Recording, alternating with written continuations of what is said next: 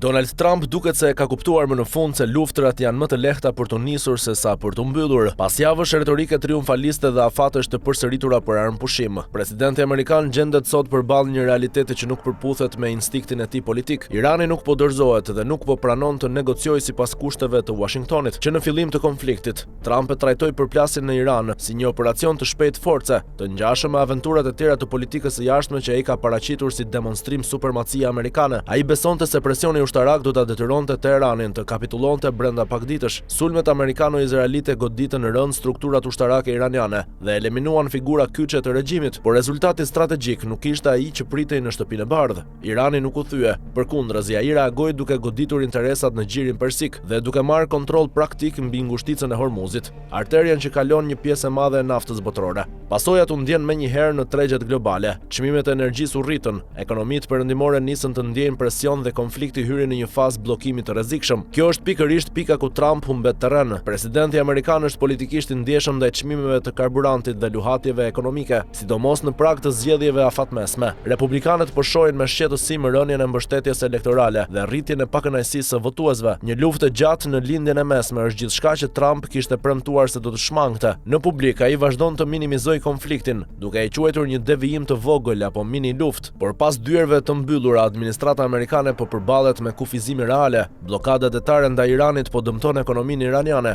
por jo me shpejtësinë që Washingtoni kishte llogaritur. Vlerësimet amerikane sugjerojnë se Teherani mund të rezistojë edhe disa muaj të tjerë. Në këtë lojë durimi, pyetja nuk është se kush ka epërsi ushtarake dhe kush mund të përballojë më gjatë koston ekonomike dhe politike. Dhe durimi nuk ka qenë kurrë pika e fortë e Trumpit. Presidenti amerikan është lodhur nga konflikti. Ai kërkon të fokusohet te agenda ekonomike dhe te samiti i rëndësishëm me Kinën, ku synon të negociojë marrëveshje të reja tregtare me Xi Jinping. Për këtë arsye, shtëpia e bardhë po shmang çdo përshkallëzim të madh ushtarak që mund të destabilizojë më tej rajonin. Megjithatë, problemi kryesor mbetet mungesa e një partneri negociues. Administrata amerikane nuk është më e sigurt se kush merr vendimet reale në Teheran. Strukturat më radikale të gardës revolucionare duket se kanë marginalizuar elementët më pragmatist të regjimit. Raundet e negociatave kanë dështuar njëri pas tjetrit dhe Irani ka refuzuar të japë sinjale kompromisi. Kjo e vendos Trumpin në një pozitë të pazakontë. Ai dëshiron të shpallë fundin e luftës, por nuk ka marrëveshje për ta justifikuar politikisht atë fund. Në praktik, shumë nga objektivat që administrata amerikane kishte shpallur mbeten të parealizuara. Programi raketor iranian nuk është shkatëruar plotësisht.